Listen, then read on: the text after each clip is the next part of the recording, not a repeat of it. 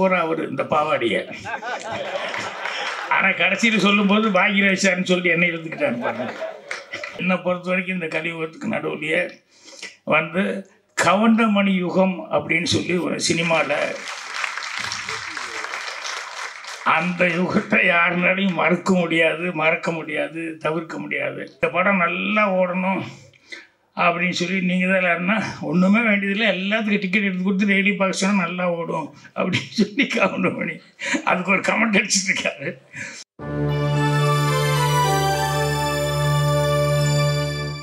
சரி, வசனமும் சரி, அவங்களுக்கு வழிகாட்டியாக இருந்துட்டு இருக்கீங்க. அதுக்கு மிகப்பெரிய நன்றி சார்.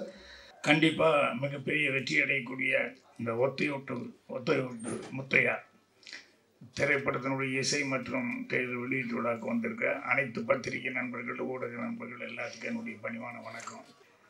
இதில் முதல்ல மியூசிக் அப்படிங்கும்போது சித்தார்த் அவர்கள் பாட்டு ரொம்ப நல்லா பண்ணியிருக்காரு. ஸோ அதனால் அவருக்கு முதல்ல பாராட்டு தெரிவிச்சுக்கிறேன். அதே மாதிரி டெக்னிக் எல்லாமே ஒரு பெரிய பட்ஜெட் படம், பெரிய படம்னு சொல்லுவாங்க. இந்த படத்துக்கு மேலே நீ பெரிய பட்ஜெட்டில் படம் வந்து பெரிய ஆர்டிஸ்ட் பட்ஜெட்டில் வந்து வர்றதுக்கு சான்ஸ் இல்லை. அந்த அளவுக்கு எல்லா ஆர்டிஸ்ட்டுமே அதில் தான் ராஜகோபால் அவர்களுடைய அவருக்கு எவ்வளோ தூரம் அவர் மரியாதை கொடுத்து, அவர் எவ்வளோ சர்வீஸுக்கு வந்து மரியாதை கொடுத்து எல்லாருமே பண்ணியிருக்காங்க அப்படிங்கிறத வந்து தெரிஞ்சுக்க முடியுது. அவர் என்கிட்ட வர்றதுக்கு முயற்சி பண்ணேன்னு சொன்னார். எப்படியோ தெரியல, மிஸ் ஆகிருச்சு. பட் பரவாயில்ல, அவர் வந்து சந்திச்சதில் அவர் காமெடி எந்த அளவுக்கு சென்ஸோடு எழுதுவார் இப்போ இவங்க எல்லோரும் பேசும்போது நான் தெரிஞ்சுக்கிட்டேன். ஸோ அவருக்கும் மொத்த டீமுக்கும் அட்வான்ஸாக என்னுடைய வாழ்த்துக்களை வந்து தெரிவிச்சுக்கிறேன். ஏன்னா அந்த கடைசியில் உணர்ந்து விடும்போது எப்போ லைட் ஆஃப் பண்ணிடுவாங்களோ, எப்போ இது பண்ணிடுவாங்களோ அப்படின்னு சொல்லிட்டு அந்த ஒரு டென்ஷனே இருக்கும். இருந்தாலும் ராஜன் சார் என்னை பற்றி பேசும்போது நல்லா அவர் சொன்னார், கவனிச்சது போகிற அவர் இந்த பாவாடியை. ஆனால் கடைசியில் சொல்லும்போது பாக்யராஜான்னு சொல்லி என்னை எழுதுக்கிட்டாரு பாருங்க. இது பல தடவை நான் கவனிச்சிருக்கேன். எல்லாரும் அந்த மேட்டருக்கு போவார், போயிட்டு கடைசியில் பாக்யராஜ்னு என்ன கொண்டு. ஸோ இந்த படத்தில் மணி அவர்களை பற்றி சொல்கிறதுக்கு மணியான ஒரே ஒரு விஷயம், நிறைய விஷயம் சொல்லலாம். இந்த யுகத்தில் சொல்லுவாங்க இல்லையா, இப்போ கலியுகத்தில் இருந்துட்டு இருக்கோம், இதுக்கு முன்னாடி 3 யுகம் அப்படின்னு சொல்லுவாங்க. இந்த கிரேதா யுகம், இந்த யுகம், ஒரு 3 யுகம் இருக்குதுன்னு சொல்லுவாங்க. என்னை பொறுத்த வரைக்கும் இந்த கலியுகத்துக்கு நடுவுலையே வந்து கவுண்டமணி யுகம் அப்படின்னு சொல்லி ஒரு சினிமாவில் அந்த யுகத்தை யாருனாலையும் மறக்க முடியாது, தவிர்க்க முடியாது. அந்த அளவுக்கு மணி அவர்கள் ஒரு சினிமாவில் வந்து இவ்வளோ வந்து சாதித்தார். எனக்கு எல்லாமே அந்த 92 சீல் நான் உட்காந்துருக்கும்போது மணி மெல்ல வருவார், வந்துன்னு என்ன ஒரு லுக் கொடுப்பார், என்ன ராஜன் அப்படின்னு, வாங்க மணி அப்படின்னு உட்காந்து அப்படி பார்ப்பார். அங்கே வந்து இந்த ஜோசியம் பலன் உங்கள் எதிர்காலம் அப்படின்னு சொல்லிட்டு புக்கு இருக்குது. உடனே மணி எடுத்துட்டு, ராஜன் எனக்கு கொஞ்சம் பாருங்களேன் அப்படின்னு. இது நான் வாங்கின புக்கு இல்லைங்க, கோபாலகிருஷ்ணன் ரூம்மேட் அவன் வாங்கின புக்கு. இருந்தாலும் உங்களுக்கு படி தெரியுமில்ல, பாருங்களேன், கையை பார்த்துக்கிட்டு இதை பார்த்துக்கிட்டு என்ன இருக்குது சொல்லுங்களேன் அப்படின்னு சொல்லுவோம். எனக்காக காமெடியாக இருக்கும். ஏன்னா நமக்கு ஒன்றும் அதை பற்றி ஒரு பெரிய இன்ட்ரெஸ்ட் இல்லை. ஆனால் ஒரு புஸ்தகம் இருக்குதுன்னு சொன்னோடனே காமிப்பார். அப்புறம் பார்த்துட்டு படிச்சுக்கிட்டு, இல்லை கண்டிப்பாக வந்துடுவீங்க மணி, என்னெல்லாம் வந்துடுவீங்க அப்படின்னு சொல்லிட்டு. ஏன்னா ஒரு மனுஷனுக்கு ஹோப் கொடுக்குறது ரொம்ப முக்கியம் இல்லையா, அதை வந்து சொல்லிட்டு இருப்பேன். அதே மாதிரி எங்கள் டைரக்டர்கிட்ட மிகப்பெரிய போராட்டம் பண்ணி அந்த ரயிலில் மணி தான் நடிக்கணும் அப்படிங்கிறதுக்கு எத்தனை நாளாக வந்து அது ஒரு பெரிய ஸ்ட்ரகிளிங் ஆகி, அப்புறம் நைட்டில் வந்து அவரும் டெய்லி கேட்டுக்கிட்டு இருப்பார். பாலகுருணன் நானும் எல்லாமே பயங்கர போராட்டம். அதுக்கப்புறம் நைட்டு 12:30 மணிக்கு எங்கள் டைரக்டர் ஓகே சொன்னதுக்கப்புறம் 12:30 மணிக்கு வந்து எல்டாம்ஸ் வாசலில் அந்த படிக்கட்டில் உட்காந்துருக்காரு மணி, வெயிட்டிங் எனக்காக.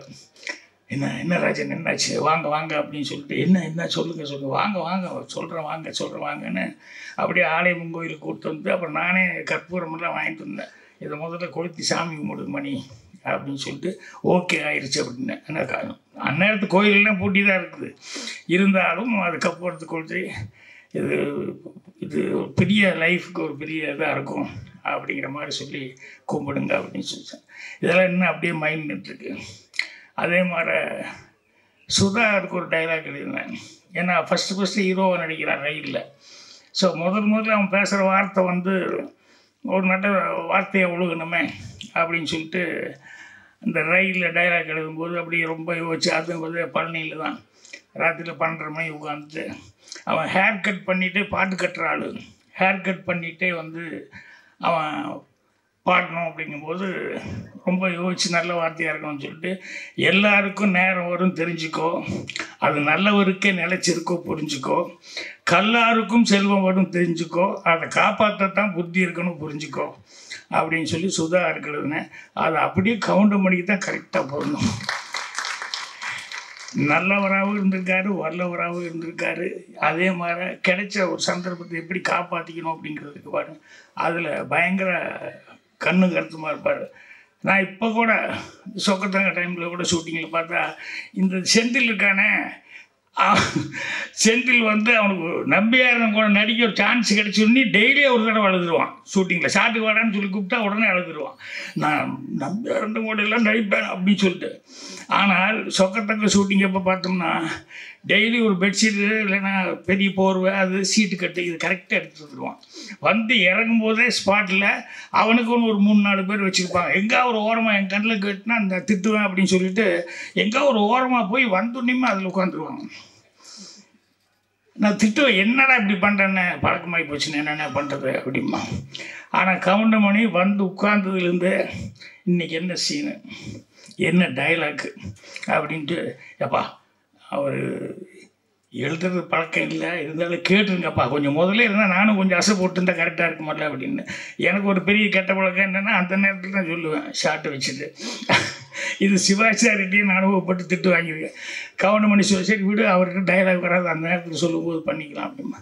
ஸோ அந்த கிடைக்கிற நேரத்தில் கூட அந்த டைலாக் எவ்வளோ தூரம் இம்ப்ரூவைஸ் பண்ண முடியுமோ, எந்த அளவுக்கு அதை வந்து நம்மளால் அதில் ஏதாவது புதுசாக ஏதாவது செய்ய முடியுமா அப்படின்னு சொல்லிட்டு அவ்வளவு கடுமையாக வந்து உழைச்சிக்கிட்டு இருந்தார். ஸோ அதனால் இன்றைக்கி வரைக்கும் அந்த கவுண்டமணி யுகம் அப்படின்னு நான் சொல்கிறது காரணம் என்னென்னா, அவர் வந்து எல்லாம் லைட்ஸ் இருக்கிறதுன்னு சொல்லுவாங்க இல்லையா சினிமாவில், அந்த லைப்பு அப்படிங்கிறது வந்து அவருக்கு ஆரம்பத்துலேருந்து நாடகத்துலேருந்து சரி, அதுக்கப்புறம் நடிக்க வந்ததுலேருந்து சரி, இன்றைக்கு வரைக்கும் பார்த்தாலும் அதே ஒரு இதில் தான் இருந்துட்டு அதே மாதிரி அந்த ஸ்பாட்டில் வர்றதுங்கிறது இருக்குமில்ல, அது மாதிரி இப்போ டைரக்டர் சொல்லிட்டு போய் உட்காந்தாரு என்னென்னா, இந்த படம் நல்லா ஓடணும் அப்படின்னு சொல்லி நீங்கள் தான் இல்லைன்னா ஒன்றுமே வேண்டியதில்லை, எல்லாத்துக்கும் டிக்கெட் எடுத்து கொடுத்து டெய்லி பார்க்க சொன்னால் நல்லா ஓடும் அப்படின்னு சொல்லி கவுண்டமணி அதுக்கு ஒரு கமெண்ட் அடிச்சுருக்காரு. ஸோ அந்தளவுக்கு அவர் கவுண்டமணி அவர்கள் நாங்கள்லாம் ஒரே ரூமில் இருந்தோம் அப்படிங்கிறது, இன்னும் சினிமாவில் இருந்துருக்கோம் அப்படிங்கிறது ரொம்ப ரொம்ப சந்தோஷமாக இருக்குது.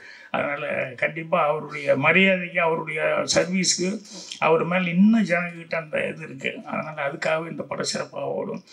அப்புறம் இந்த படத்தில் ரவிராஜா ப்ரொடியூசர் வர முடியாமல் போயிடுச்சு.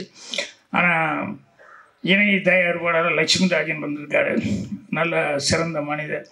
அவங்க வந்து கடுமையாக ஒத்துழைப்பு கொடுத்துருக்காங்க இந்த படத்துக்கு. இது எல்லாத்தையும் தாண்டி இந்த படம் இன்னும் கதிரேசனும் ரஞ்சித் அவர்கள் இந்த மாதிரி இவங்க எல்லாமே வந்து படம் வெளியே வரணும் அப்படிங்கிறதுக்கு எல்லாருமே இது பண்ணியிருக்காங்க. இதுக்கு எல்லாமே ஒரு சின்ன ஒரு என்ன சொல்லுவாங்க அச்சாணின்னு சொல்லுவாங்களே சின்னதாக, அது மாதிரி புவனேஷ் இவன் தான் கடைசி நேரத்தில் இந்த படம் வெளியே வர்றதுக்கு ரொம்ப கஷ்டப்பட்டு எல்லாம் பண்ணிக்கிட்டு இருந்தான். அந்த புவனேஷ் அவர்களுக்கு வாயா நீ யாருன்னே தெரியாது, எப்பா ஒரு சால்வு கொடுப்பா, எங்கள் ஏஜ்லேயே நிறைய டிகிரி வாங்கி நிறைய படிச்சிருக்காப்புல. ஆனால் எந்த இது எடுத்துக்கிட்டாலும் அது பிரதிபலன் பார்க்காம அதில் கடுமையாக ஒழிக்கக்கூடிய ஒரு ஆள். ஸோ இந்த படத்தை இப்போ எனக்கு தெரிஞ்சு இந்த ஒரு 3-4 மாதமாக ஃபுல்லாக இதை பற்றியே கான்சன்ட்ரேஷனாக இருந்து ரொம்ப இந்த படத்தை வெளியே வர்றதில் வந்து ரொம்ப முயற்சி எடுத்துக்கிட்டாப்புல. ஸோ இவருக்கு நண்பர் சீமானே ரசிகமன்றாள் அவரெல்லாம் வந்து இவருக்கு பெரிய பக்கபலமாக இருந்திருக்காங்க. ஸோ இவ்வளவு பேரும் வந்து அதுதான் சார் கதிரேசன் செந்தில் அதான் படத்துக்காக யாரெல்லாம் வந்து இந்த படத்தை வெளியே கொண்டு வரதுக்காக இது பண்ணாங்களோ ஒழிச்சவங்க எல்லாத்துக்கும் என்னுடைய மனமாக தெரிவிச்சுக்கிறேன். நான் சொன்ன மாதிரி இந்த படமே மீண்டும் ஒத்தையோட்டு முத்தையா அப்படிங்கிறது வந்து கவுண்டமணி அவர்களுடைய பிராண்டு. அதனால் மீண்டும் அடுத்தது கவுண்டமணி வச்சு மறுபடியும் படங்கள் தொடர்ந்து செய்யணும் அப்படிங்கிற அளவுக்கு எல்லாத்துக்கும் ஒரு உற்சாகத்தை கொடுக்கணும் அப்படின்னு சொல்லி அவருக்கும் இந்த படத்தினுடைய தயாரிப்பாளர்கள் மற்றும் டெக்னீஷியன்ஸ் எல்லாத்துக்குமே நிறைய ஆர்டிஸ்ட் ஒர்க் பண்ணியிருக்காங்க. ஒவ்வொருத்தரை பற்றி சொல்கிறதுனா ரொம்ப டைம் ஆகிட்டு இருக்கும். எல்லாத்துக்குமே என்னுடைய மனமார்ந்த வாழ்த்துக்கள் அட்வான்ஸாக வந்து தெரிவிச்சுக்கிறேன். நன்றி, வணக்கம். Thank you so much sir. ஏன்னா இன்னைக்கும் அடுத்தடுத்த தலைமுறை இயக்குனர்கள் உங்களோட திரைக்கதை